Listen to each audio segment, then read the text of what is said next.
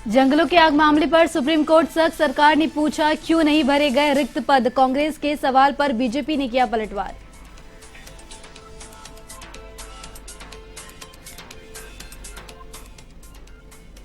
BJP को सीटों का आरक्षण तय होने का इंतजार, उम्मीदवारी के लिए कार्यकर्ताओं से करेगी रायशुमारी, सभी नगर निकायों में जीत का बनाया लक्ष्य।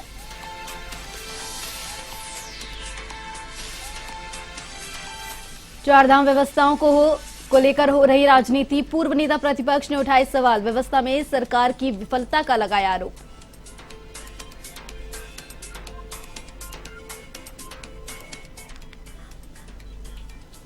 विश्वनाथ जगदीश शीला डोली का 25वें वर्ष में हुआ प्रवेश, देहरादून में लोगों ने किया स्वागत, विश्व शांति की कामना से निकाली जा रही डोली यात्रा।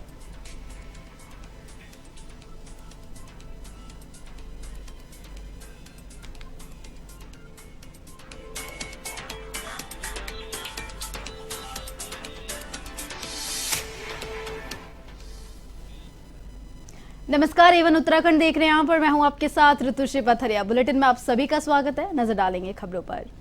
उत्तराखंड में वनाग्नि की घटनाओं के मामले में सुप्रीम कोर्ट ने सरकार को फटकार लगाई। वहीं मुख्य सचिव को भी कोर्ट में पेश होने की बात कही गई है। साथ ही वन अधिकारियों की चुनाव में ड्यूटी लगाने को लेकर सर्वोच्च न्यायालय ने सख्त लहजे में सरकार से सवाल किया। उसने केंद्र और उत्तराखंड सरकार को कड़ी फटकार लगाते हुए आग को कंट्रोल करने में उत्तराखंड सरकार के रुख को निराशाजनक बताया। सर्वोच्च न्यायालय ने हैरानी जताई कि जंगलों में भयानक आग लगी होने पर भी उसे कंट्रोल करने के बजाय वन कर्मचारियों को चुनाव ड्यूटी में तैनात कर दिया गया है। वहीं कांग्रेस के प्रदेश उपाध्यक्ष मथुरा दत्त जोशी ने हरीश रावत के बयान का समर्थन करते हुए उच्च न्यायालय और सर्वोच्च न्यायालय का धन्यवाद किया। वहीं भाजपा प्रदेश प्रवक्ता कमलेश रमन ने कहा कि हरीश रावत काफी वरिष्ठ नेता है। जहां तक भर्तियों की बात है, सरकार तमाम भर्तियों को पूरा करने के लिए कार्य कर रही है।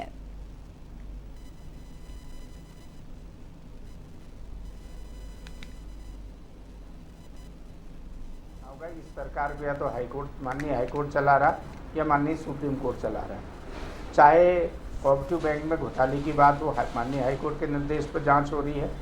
कोऑपरेटिव में नियुक्तियों की बात हो, माननीय हाईकोर्ट के निर्देश पर हो रही है। मंत्रियों के खिलाफ जांच की बात हो, माननीय हाईकोर्ट के निर्देश पर हो रही है। पीसीएस परीक्षा कराने की बात हो, माननीय हाईकोर्ट के निर्देश पर हो रही है। आज फॉरेस्ट गार्ड में जो भर्ती होनी है उसमें भी माननीय सुप्रीम कोर्ट ने जब निर्देश दिया है तब सरकार हरकत में आई है। माननीय हरीश रावत जी ने बिल्कुल सही पोस्ट डाली है और सही बात कही है। सरकार अपने कर्तव्य पथ से डगमगा रही है। सरकार को पता ही नहीं है कि कहाँ क्या काम होना है, क्योंकि भारतीय जनता पार्टी के अधिकांश मंत्री या तो चुनाव में व्यस्त हैं या राजनीति करने में मस्त हैं। देखिए, माननीय हरीश रावत जी बहुत ही वरिष्ठ हैं और जब वो कोई बयान देते हैं तो बड़ा सोच समझ के देते हैं। मुझे लगता है कि उन्हें भी अपनी सरकार के जो पिछला रिकॉर्ड है देख लेना चाहिए कि हाईकोर्ट और सुप्रीम कोर्ट उन्हें भी आदेश दिया करते थे जब वो कोई काम नहीं किया करते थे। तो रही बात भर्ती होने की, तो मुझे लगता है कि सरकार इस ओर अपना ध्यान दे रही है और जो जितनी भी वैकेंसी, जितनी भी भर्ती होगी, चाहे फॉरेस्ट गार्ड की हो या अन्य तमाम विभागों की हो, उनको करने का काम सरकार करेगी। तो माननीय हरीश रावत जी के दिशा निर्देश पर नहीं, बल्कि जो सरकार की मुहिम है भर्ती करने की, वैकेंसियां निकालने की, तो मुझे लगता है उसके तहत ये काम हो रहा है। और रही बात आरोप लगाने की कि माननीय हरीश रावत जी आरोप लगा रहे हैं कि हाईकोर्ट के बाद ही शायद सरकार जागी होगी, तो हरीश रावत जी भली बात ये जानते हैं कि उनको कितने आदेश हाईकोर्ट ने दिए थे। भाजपा निकाय चुनाव में उतारे जाने वाले प्रत्याशियों को चुनने के लिए सर्वे कराएगी, साथ ही कार्यकर्ताओं से रायशुमारी भी करेगी। पार्टी के प्रदेश अध्यक्ष महेंद्र प्रसाद भट्ट ने कहा कि प्रत्याशियों के चयन की प्रक्रिया सीटों के आरक्षण के तय हो जाने के बाद शुरू हो जाएगी। चुनाव आचार संहिता के बाद सरकार आरक्षण तय कर देगी। भट्ट ने कहा कि 7 दिन में उन्होंने 35 निकायों में पार्टी पदाधिकारियों और कार्यकर्ताओं से चर्चा की। इस बार पार्टी ने सभी नगर निगमों के साथ नगर पालिकाओं में जीत का लक्ष्य बनाया है।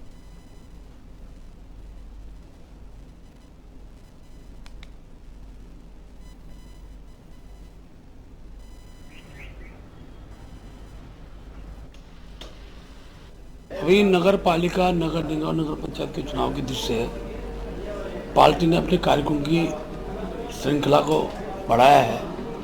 मेरा 7 दिन का प्रवास ऐसी 35 स्थानीय निकायों में मेरा जाना हुआ और यहाँ हमने मतदान प्रतिशत बढ़ाने की अपील की है। साथ साथ जिनकी मतदान सूची में नाम रह गए थे वो मतदान सूची में वो नाम चढ़ें, गलत नाम हटें, उसके लिए पूरे कार्यकर्ताओं ने उसमें प्रयास किया है। चारधाम यात्रा में सरकार अपनी तैयारी कर रही है, जबकि विपक्ष लगातार सवाल खड़े कर रहा है। पूर्व नेता प्रतिपक्ष और कांग्रेस विधायक प्रीतम सिंह ने कहा कि सरकार को चारधाम यात्रा की तैयारी पूर्व में कर लेनी चाहिए थी। उन्होंने कहा कि पूरी सरकार चुनाव में व्यस्त रही, उनका यात्रा से कोई सरोकार नहीं रहा और जब व्यवस्था पूरी तरह विफल हो गई है तो सरकार के हाथ पैर फूल गए हैं। उन्होंने कहा कि सरकार ने चारधाम के लिए जो व्यवस्था होनी चाहिए थी वो नहीं की है, जिसका परिणाम आज सबके सामने है।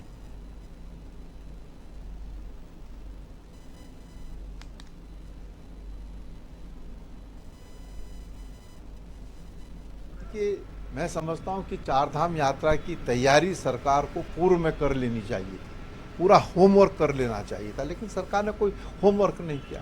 पूरी की पूरी सरकार जो है चुनाव में व्यस्त रही, उनका यात्रा से कोई सरोकार नहीं रहा। लोग आगे, यात्री आगे, जब वो जा रहे हैं, जब व्यवस्थाएं पूरी तरीके से विफल हो गई, अब सरकार के हाथ पांव भी फूले हैं, कभी किसी को नामित कर रहे हैं, कभी किसी को नामित कर रहे हैं। नामित करने से व्यवस्था थोड़ी सुचारू रूप से हो जाएगी, व्यवस्था तो पहले करनी थी। सरकार ने चारधाम की जो व्यवस्था होनी चाहिए उसे नहीं किया, उसका परिणाम आज आपके सामने और हमारे सामने। चारधाम यात्रा में यात्रियों के स्वास्थ्य को लेकर जिला स्वास्थ्य प्रशासन एक्टिव मोड में है। ऋषिकेश के ट्रांसिट कैंप में यात्रियों के स्वास्थ्य की जांच हो रही है। देहरादून के सीएमओ डॉक्टर संजय जैन ने बताया कि हमारे 5 बेड के ट्रांसिट कैंप में 24 घंटे मेडिकल टीम 8-8 घंटों के लिए तैनात की गई है। उन्होंने कहा कि जो भी यात्री ऋषिकेश से चारधाम यात्रा की शुरुआत कर रहे हैं, अगर उन्हें स्वास्थ्य संबंधी परेशानी होती है तो उन्हें निःशुल्क दवाइयां उपलब्ध कराई जा रही है।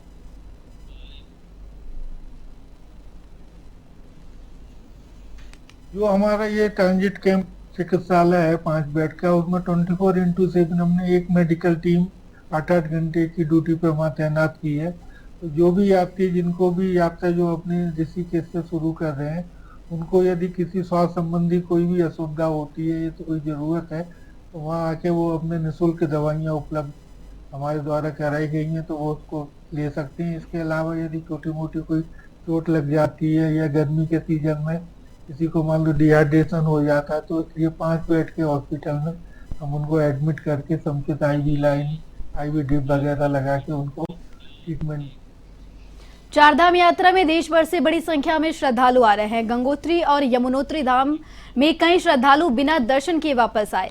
उधर काशी के प्रभारी मंत्री डॉक्टर प्रेमचंद अग्रवाल ने कहा कि अगर कोई यात्री दर्शन नहीं कर रहा है तो यह हमारे लिए चिंता का विषय है। उन्होंने कहा कि बिना पंजीकरण कराए आ रहे हैं, यात्रियों की वजह से अव्यवस्था हो रही है।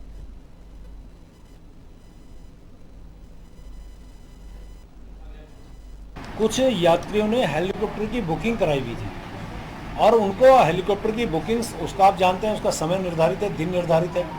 यदि उस भीड़ में उनका समय जाया होता तो शायद उनकी वो बुकिंग कैंसिल होती या उनको जाने में दिक्कत होती। तो उस नाते उन्होंने दर्शन यहाँ न करके अपने हेलीकॉप्टर में जाना उन्होंने अपनी प्राथमिकताओं में रखा। लेकिन फिर भी मैं ये मान के चलता हूँ कि यात्री जो इतनी दूर दूर से आ रहा है वो यहाँ पे दर्शन करने के लिए आ रहा है, यदि किसी कारण से वो दर्शन नहीं कर पा रहा है तो ये वास्तव में हमारे लिए एक चिंता का विषय है।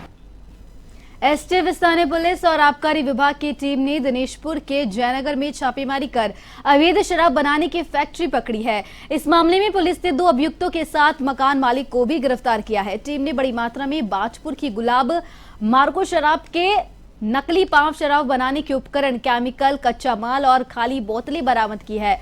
पुलिस ने एक ऑटो, कार और एक स्कूटी को भी बरामद किया है। अपर पुलिस अधीक्षक मनोज कत्याल ने बताया कि अवैध देशी शराब बनाने की फैक्ट्री को पकड़ा गया है, जिसमें से 2 व्यक्ति के साथ शराब बनाने वाली उपकरण भी बरामद की गई है।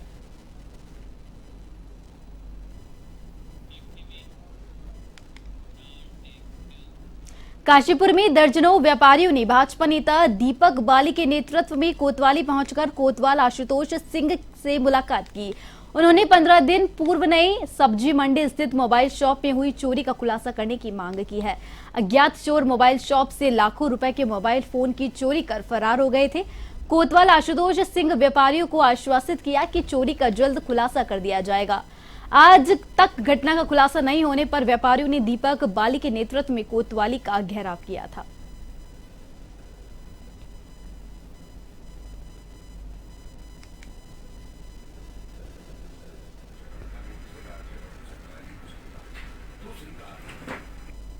अभी उसका खुलासा नहीं हो पा रहा था और पुलिस की क्या जांच चल रही है, क्या नहीं चल रही है, पुलिस कितना एक्टिव है, इसके बारे में इनको कोई संतुष्टि नहीं मिल पा रही है। तो उसी बारे में आज हम लोग बात करने आए थे और जब बात की है तो जो काशीपुर कोतवाल हैं और SSI हैं उनसे बात करने के बाद अभी तक जो संतुष्टि नहीं हो पा रही थी वो संतुष्टि हुई है। तो खैर पुलिस का ये कहना इसमें है कि हम इसमें लगे हैं और अपनी गोपनीयता भी रखना चाहते हैं। हम सबके सामने इस बात का नहीं भी बुला सकते, लेकिन ये एक बड़ा मामला है और लगभग सारे व्यापारी वर्ग दूसरी बार थाने कोतवाली आ चुके हैं। और मैं एक बात ये कह देना चाहता हूँ, इसमें निश्चित तौर पर एक बात का तो मैं कह देना चाहता हूँ कि इसमें जो कुछ बता रहे हैं 6 मोबाइल चालू हुए हैं और वो जो चालू हुए हैं वो बता रहे हैं कि उसमें सिम नहीं पड़ा है, कुछ नई टेक्नोलॉजी से हो सकता है वो सिम नेपाल चालू, ऐसा विषय आया अभी कुछ दिन पहले मेरी शॉप पे मोबाइल चोरी हुए थे। रात 3-4 बजे करीब चोर आए और शटर काटा उन्होंने और मेरी शॉप से 32 मोबाइल चुरा के ले गए थे और कुछ नकदी थी 30-35 हज़ार रुपये की, वो ले गए थे। हम बार बार पुलिस पे आ रहे हैं। भगवान विश्वनाथ जगदीश शिला डोली 25वें वर्ष में प्रवेश कर गई है।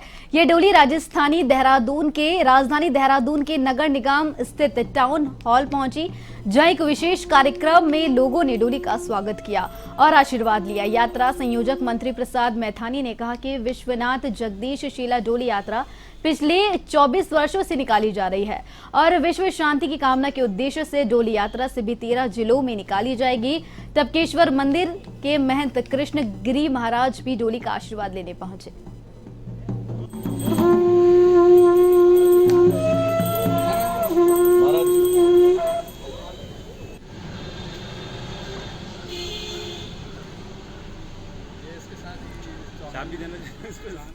ये डोली यात्रा सिर्फ डोली यात्रा नहीं है, ये सनातन धर्म की भाग बन करके सनातन परंपरा और आने वाली पीढ़ी के लिए एक सीख है कि हमारे यहाँ क्या परंपरा है।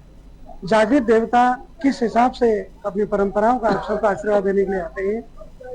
माननीय मंत्री प्रसाद जी तमाम उनके समिति के लोगों को आज के इस मतलब पुनीत पर्व पर और आज के इस सुंदर आयोजन पर मैं बहुत बहुत मंगल कामनाएं देता हूं। और इस डोली का जो मुख्य उद्देश्य है वो विश्व में शांति कायम हो, देव संस्कृति की रक्षा हो और उत्तराखंड में 4 धाम के अलावा 1000 धाम यहाँ पे स्थापित हों, 1000 संस्कृत के विद्यालय खुलें, 1000 ध्यान केंद्र बने और जो हमारे उत्तराखंड की जो धरती बंजर हो गई है उसको आबाद करने का और जो वो बिक रही है, जो भूमाफिया यहाँ पर जमीन को खरीदने का काम कर रहे हैं उसको न बेचने का संकल्प। ये यात्रा परसों 16 मई से शुरू हुई थी हरिद्वार से और इस प्रकार से आज देहरादून में पहुंची है।